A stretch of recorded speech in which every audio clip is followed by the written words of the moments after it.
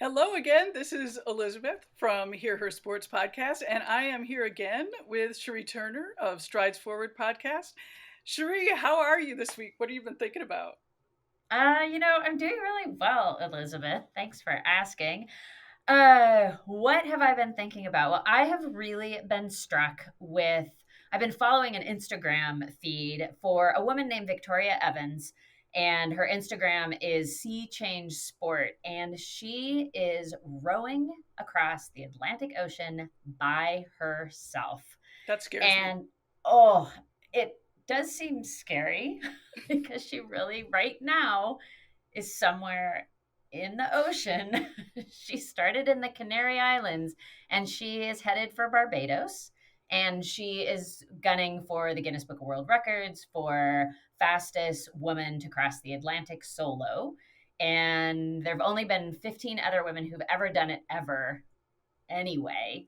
Uh, and I've been really taken with her Instagram feed because it's beautiful. She's sending these films in and they've been posting them on Instagram and they're really captivating, but also it does just seem a little bizarre and scary that she's out there rowing away every day in this solo boat.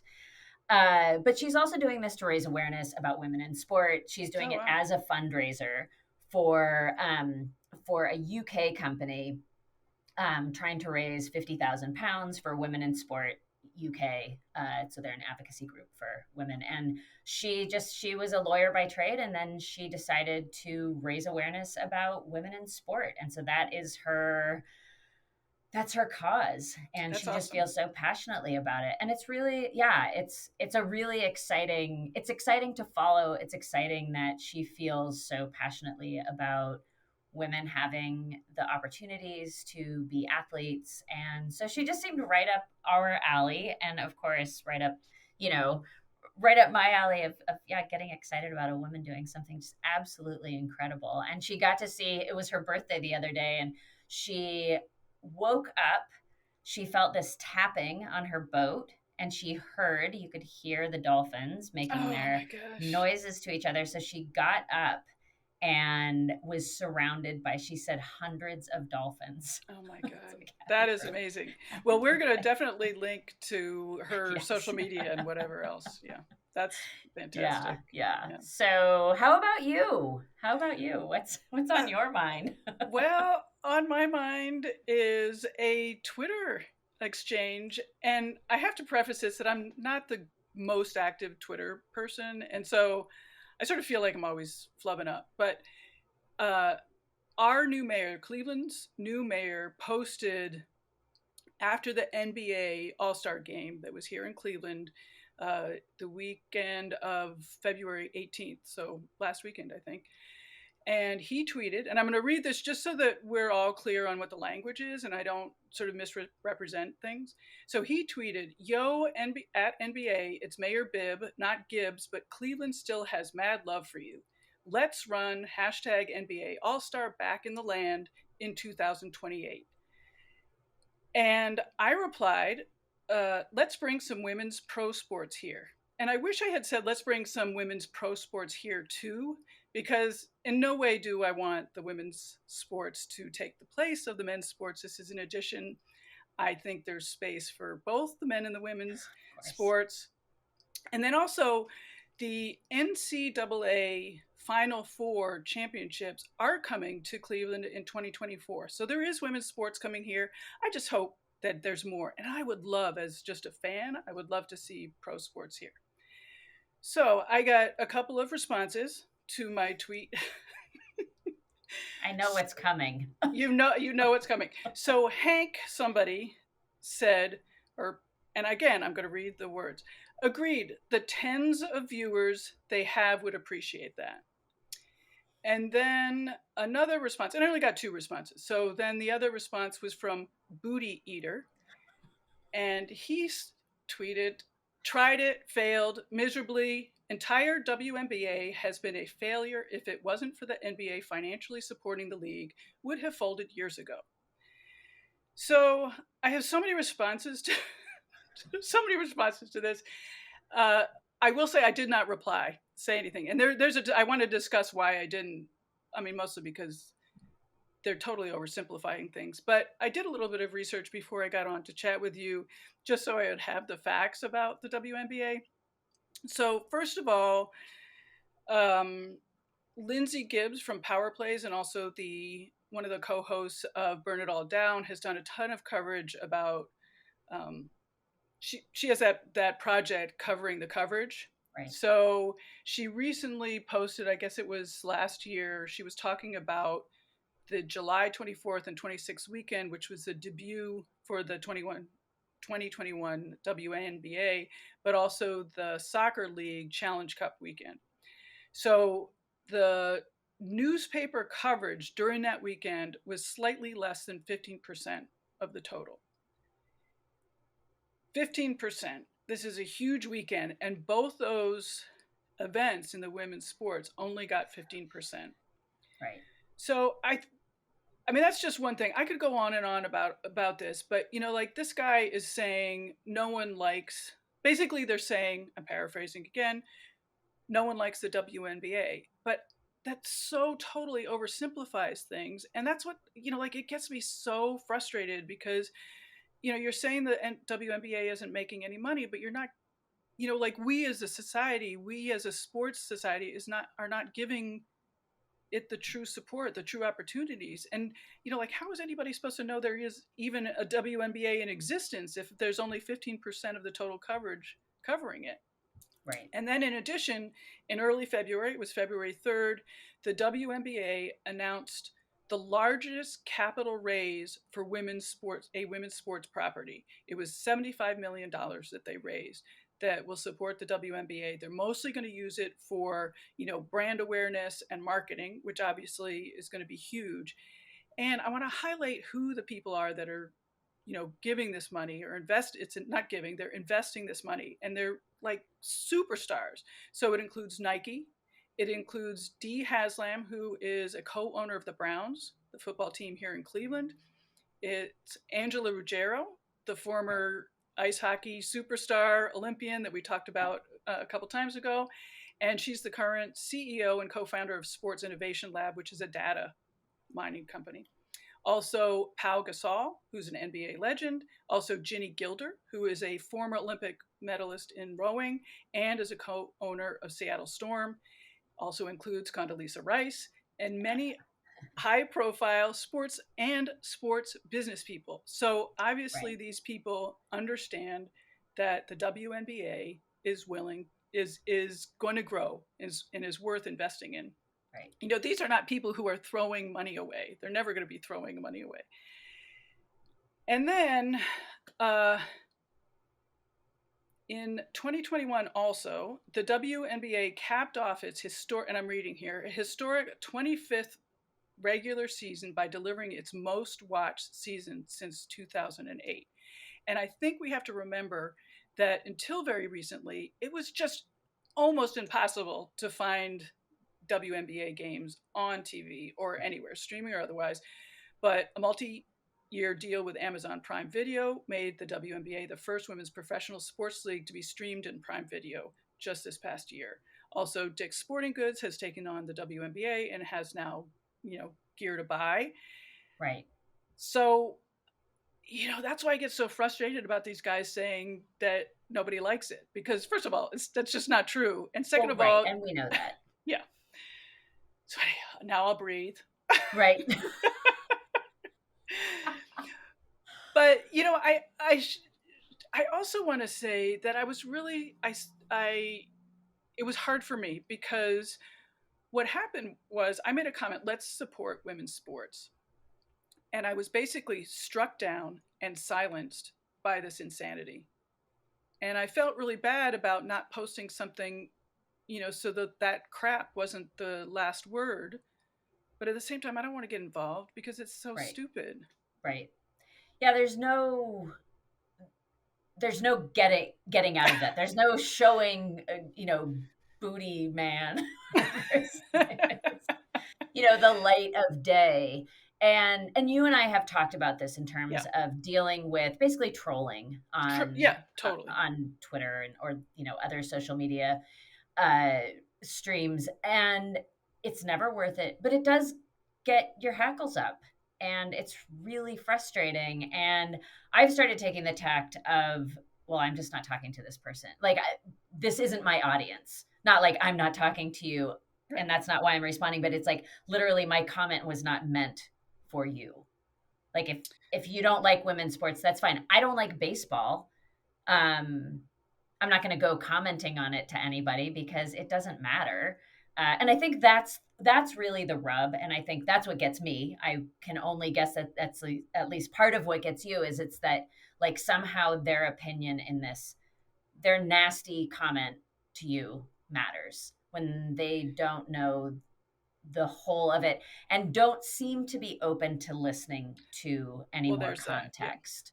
Right. So it just seems like getting the door shut in your face one more time when it's just sort of like, and that doesn't seem, they don't seem to be inviting conversation. They seem to No, be totally not. wanting to tell you how it is. And oh, you dumb woman talking about women in sports, just go back to, I don't know, doing Right. something else. Right. Uh, But yeah. what I find troubling, and this is why I had so much conflict about not posting something in response, is that their nastiness and their ignorance becomes the thing that's elevated Right. because Yeah. uh, that's what's people are going to read. They're not going to read my comment about how that's not true because it's not there. Right. And it could bring into question, like, well, maybe they are right. When Exactly. somebody says something emphatically, it's just, and you don't know any different, it's like, well, maybe the NBA does boost up the WNBA. I don't know. Well, the truth is that the WNBA in 2021 made $60 million. They spent $70 million, so there was a deficit of 10 million, which to me doesn't seem that bad. And the NBA footed the bill for the 10 million. Right. But again, that's not the whole story. And Right. so, And to build something, you need to have investment as right, well. So, like, right, well, let's look at all the startups or many of the startups in Northern California. A lot of them are running deficits for years and years, right, and you know they're looking for more and more capital investment until they can start turning a profit. right, So, I mean, yeah. Anyway, right. Anyway, we should move on. I of course am with you. Yes, let's move on. Let's move Yes. on. So we are going to talk about my latest episode on Hear Her Sports, and it was with Tori Mather, who is a former lightweight rower. She rode lightweight after college, actually. Did she row lightweight in college? I can't remember now if she rode lightweight in college. I think she Uh, did. But she did. Well, yeah, I think she did. Anyway, yes. so she had a lot of history rowing lightweight rowing, and it is not a happy history. Yeah. There was a lot of trouble, and um, just to let everybody know, rowing lightweight, you're rowing the same boat, but there is a limit on what the boat weighs total, each of the rowers, and also individually. And that is roughly 125, 130 pounds. It varies a little bit depending on who's in the boat, blah, blah. But in my opinion, and I said this very frequently in the episode, I don't understand that. I'm 5'4", and I'm shorter than most lightweight rowers. Most lightweight rowers are 5'6", 5'7", 5'8", and I cannot get down to 130. When I was racing bikes professionally, I never got down to 130, and when I was 132, it was bad news. So anyway, Tori tells her history of trying to make weight and the struggles that she had during that time and also afterwards. Yeah, and just like every other story of a woman athlete who needed to diet, whether it was something that she thought she had to do, or in this case, it was something she did have to do. You have to make weight. It's devastating to hear about. Yeah. It's just absolutely gut wrenching. And what one of the interesting things, well, there were a couple things that struck me in her story.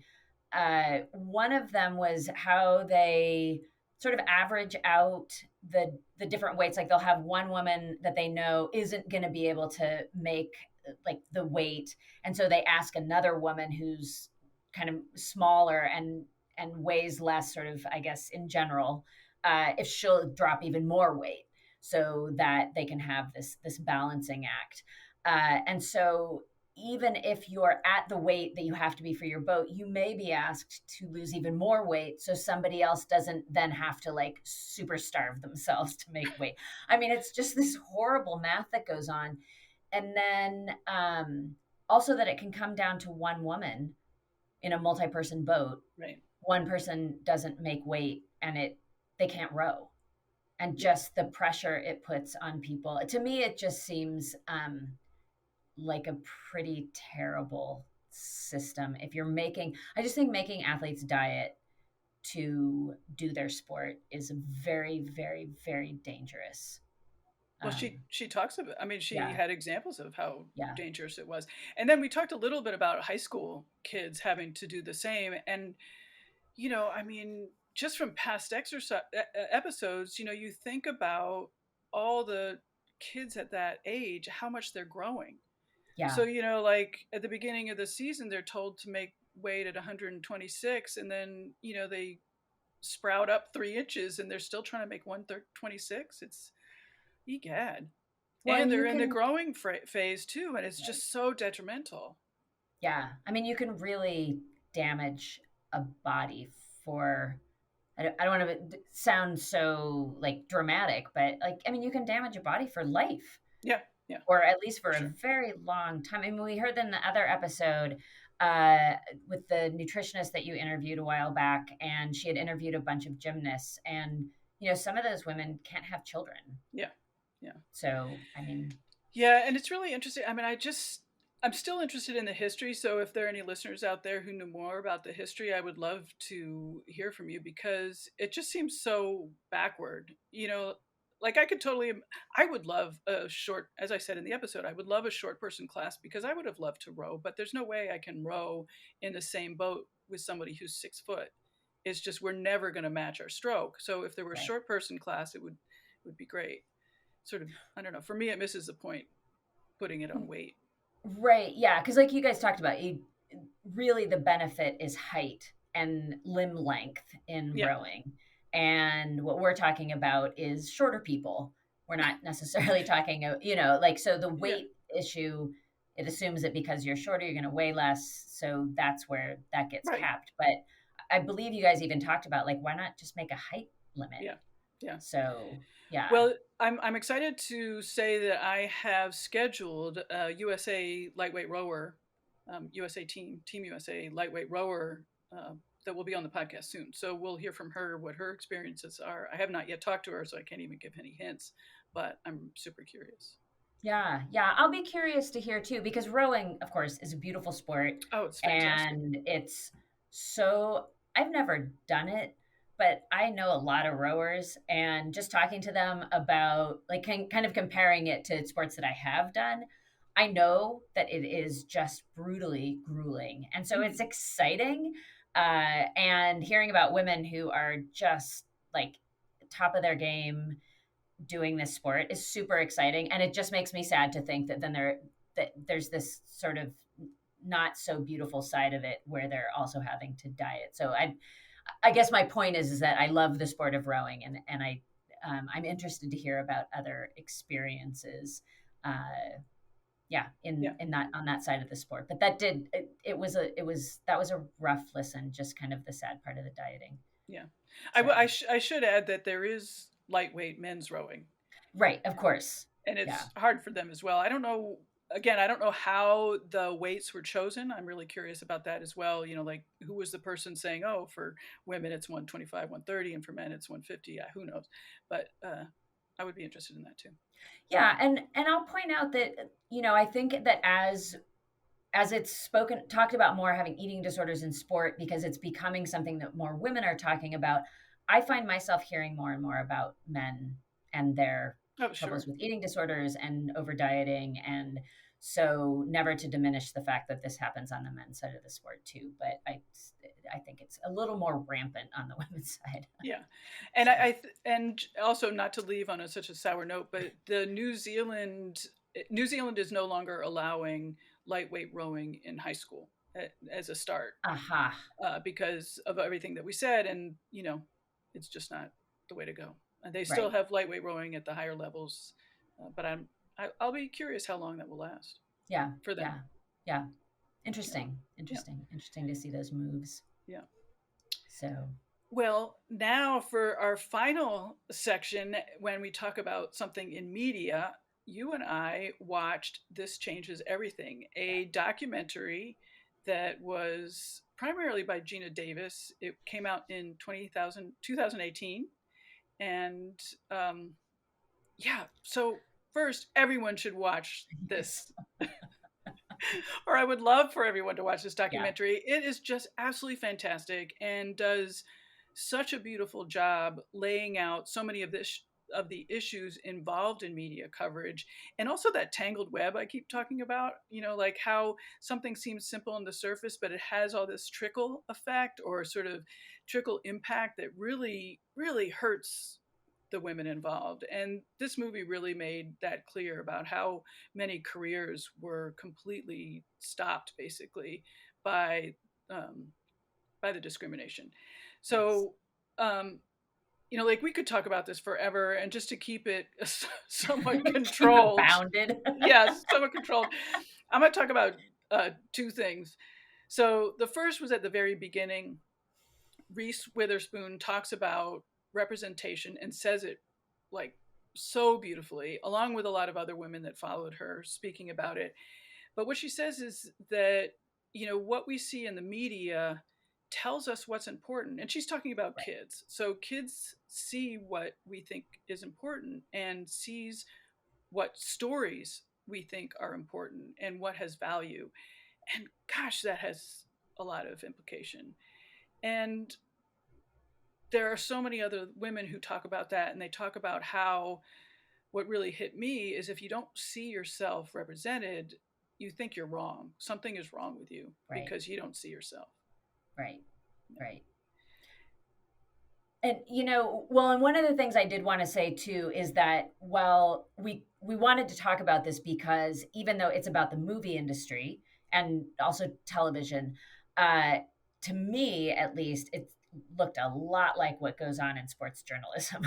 Absolutely. Where it's just Absolutely. like men, mostly white men at the top and trickle down. And one of the things that, of course, they do a great job with in this movie is showing how it happens at every single level, where it's like the directors are men, the camera operators are men, wardrobe is men, the money is men, the executives at the, just at every single level, it's men, mostly white, making absolutely every decision.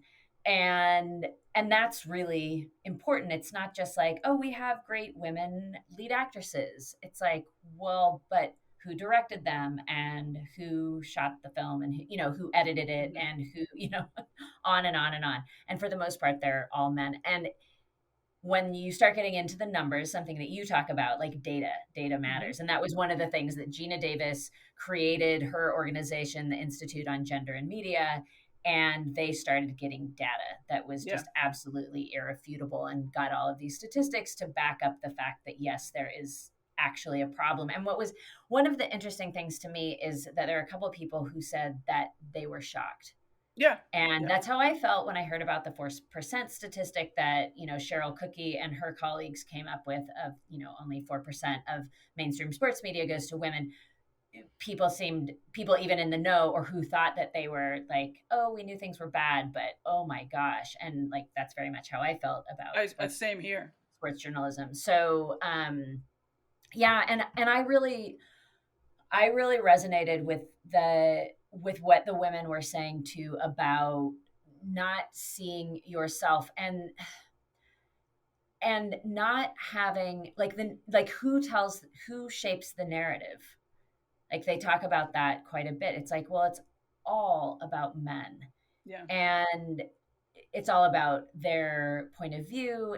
And literally their point of view with like camera operators, like shoot Yeah. women differently than women would Yeah. shoot women. Yeah. And I mean, it's just on every level. And then and it just, I was thinking about it in like just my own life, and it's like, well, yeah, you start to feel like those are the important stories. Right. And it becomes even more insidious when you're not white and you're not, gender normative, or, like when you're even more not white male, white I male heterosexual. Yeah, I mean, I think about it a lot. And I started thinking about this when a friend of mine who is a Black woman right about my age, and she and I both had the same visual thought of what an athlete is. And we're again, the same age. And so we both think of athletes as white, blonde, blue hair, and very, very thin, like stick thin. And it really shocked me. And I was like, okay, this is not coming from me. This image that I created was not coming from me. It's coming from the outside, because there's no way that she and I otherwise would have the same Right. vision Yeah, of what an athlete is. yeah. Well, and that's an interesting comparison, right? Is it's like, how did we both come to the same conclusion thinking about somebody that doesn't look anything like us? Either of us, right? Right. Yeah, either one Yeah. of you. Yeah. So, yeah, yeah. Oh, that's Yeah. interesting. Yeah. Yeah. So, and the So, movie, I will say, I did write down a bunch of the statistics that they cite, but I'm just going to hold off on rattling a bunch of those off. They're all terrible. Let's they're all just say terrible. that all of the statistics are like the 4% statistic. Like, it's like, Right. you think it's bad, it's worse. I will tell you the maybe it was the first or the biggest moment so far in the movie as we go along, that got me crying, was when they go through this montage of all of the best director winners for, I think it's like they're showing them for a couple of decades, and they have some dialogues going over, and what's coming is the fact that there are no women Right. as that have been given the best director Academy Award until Catherine Bigelow comes along. And then there's been one more since the movie was made, but in almost a century of movies being made. Yeah. And what, of course, the takeaway is that, oh, well, women just aren't good directors then, right? Like, that's for a lot of people, that's what it looks like. And that's why you get people like your Twitter commenters Right. No, like, oh, well, no exactly. one cares, or no Right. one, and I remember hearing stuff like that growing up, like, women just aren't as good. Yeah, that's so And it's true. like, well, and they do a great job again of like tracing why the women aren't giving these opportunities, right? Going and talking to agency people about like why these women aren't even put on lists to be considered as Right. directors, Right. even though there are plenty of qualified women directors um, out there. So, What yeah. got me was sort of a follow up of your story was, and I can't remember if it was Catherine Bigelow or not, but the woman that got a Oscar, and then it was 9 years before she got to make Hmm. another movie. Yeah. Nine Yeah. years. That's a Yeah. career just down the toilet. Yeah, almost a decade. And there was a woman who said it at one point, like, these are entire bodies of work that never got made. And it Yeah, just like it broke my it heart. Oh gets, my God. yeah. Yeah, Because you look and you're just like, wow, these are just incredibly accomplished women who are as good at their job as they possibly can be. And they're just, it's like, no, yeah, because you're a woman, you don't get to do this. right. And that really, really, really hits home. Yeah, It's not like, oh, they didn't have the opportunity to be educated, or they didn't, like, no, they were actually able to do the job, and nobody would hire them to do it because they're a woman. That's it. It's just so clear. It's yeah, not that they needed to catch up, or like, oh, women weren't allowed to have education. And so now we're going to let women have education, and then they'll be able to get the job. It's like, no, no, no, no. These people were 100% qualified. and And they, proven. right. Yeah. Yeah. I Yeah. mean, another reason I really like that beginning section is that I often have trouble talking about why representation is so important. I And agree. I think that beginning bit, which is maybe 5 minutes long, with talking to all the actresses and other women in film, really gets to why it's so important. And yeah, that was lovely. Yeah. Yeah. I will end on a very positive note, or I want one. to as well. Oh, good. Okay. Well, we may have the same positive note. Mine was about, toward the end, there's a journalist who writes a It's the same. story Yeah. for Variety. Okay. Yeah. Yeah. And out she goes and does some investigation about looking at all the different TV stations, and the percentage of directors who are white men, white women, non-white men, non-white women. And she finds that FX is the worst. And within a very short period of time, like a year, they go from being 89% white men directors to 49% white men Yeah. directors because the CEO decided to make a change. Yeah. And was all that's all it took. And that's See, why we get to watch Atlanta now, yeah, right? this is why this is the thing that I point to all the time when people tell me about the effing Titanic and like change is hard because you got to turn the ship. No, it's not that. And just No. to give credit where credit's due, it was Maureen Ryan, who was Yes. a Yeah. film Yeah. and Yeah. TV Yeah. critic, Yeah. and then the CEO of FX was John Ladgraf. And yeah, he just decided. And in addition to deciding, he gave support Yes. to Yes. everybody. Like Yeah. he put money where his mouth was, basically. And I loved the interviews with him. He was really, like sort of this nondescript guy, but he said, the work is so much better. Our Yeah. TV is much better. Yeah. It's like there's variety. It's just it's Duh. well, and I will say, I'm as guilty of this as anyone. Like, oh, the white man, but it's like we need the white man. We need the white man to get on board and make Totally. change. Mm-hmm.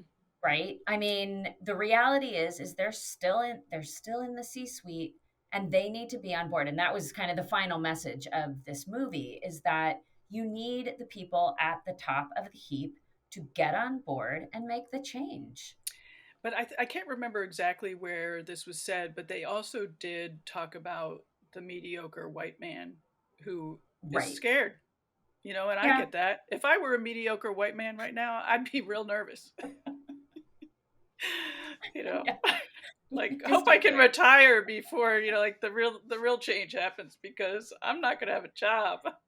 Because there's a lot of talent out there that is ready to do some really good work and Yeah, you just give them an opportunity. Yeah, so I mean it's hopeful, but one of the other messages in that movie was how and part of the reason, well, I'm sure the reason for the title of the documentary is because there's always been these moments of just like, but this yeah. is going to change everything, and then it's like you get a little blip, and I think that we see this in sports journalism as well, where it's Oh, like, oh, yeah, the Olympics comes around and women get 52% of the coverage. Wow. And then we go back yeah, down. Or, like this little thing happens and then yeah, And there was one woman in there who she's like, I just don't understand it. yeah, And I feel yeah. like you and I say that to each other all the time. Like, I Right. just don't get it.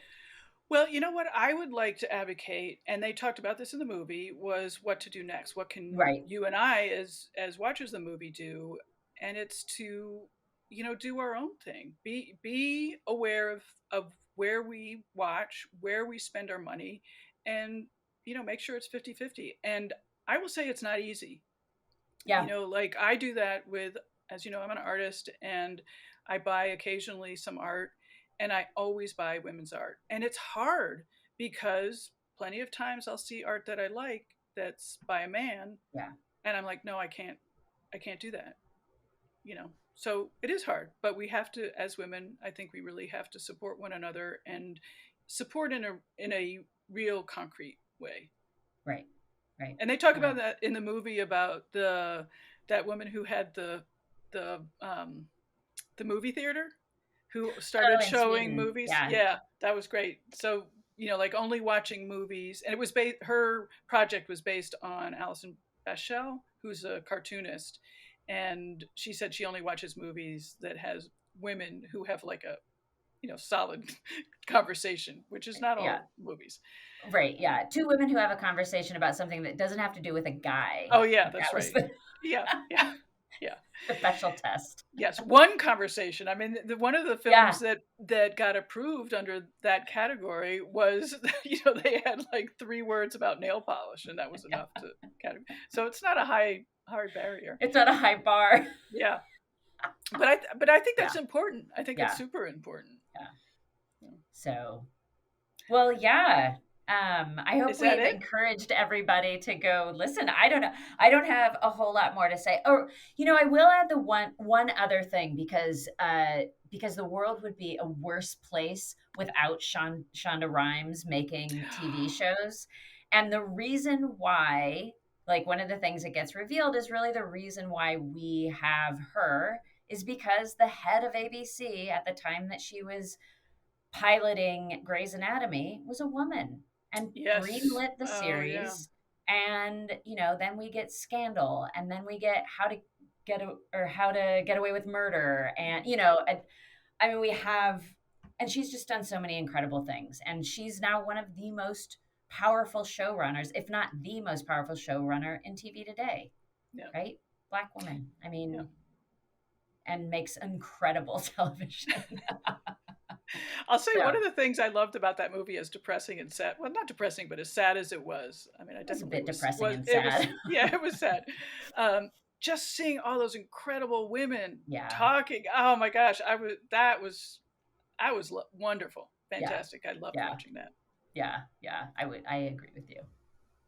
Well, let's wrap it up on that. This has been Cherie and Elizabeth Talk Sports. I'm Elizabeth Emery from Hear Her Sports podcast. And I am Cherie from Strides Forward podcast. We'll see you next week. Yeah. Bye bye. Thanks.